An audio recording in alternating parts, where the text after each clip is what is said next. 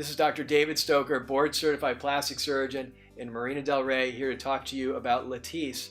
LATISSE is a wonderful topical agent that is applied to the base of the eyelashes very briefly at night after you wash your face. Over the course of a couple of months, it causes the eyelashes to grow out in a very beautiful and natural way.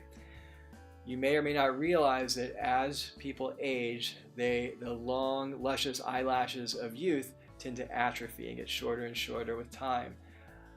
Extensions or mascara can be helpful in enhancing those, but with LATISSE, it appears very natural. It's actually, I believe, lower cost to use LATISSE than it is to regularly get eyelash extensions, and it's certainly more reliable. A lot of patients will ask, what about if you have blue eyes? They've heard that LATISSE can potentially turn blue eyes brown.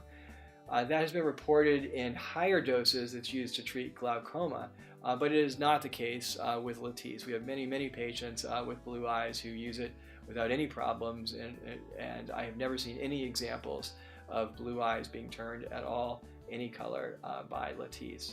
There is a small group of patients who don't tolerate LATISSE. It can cause them a little bit of irritation.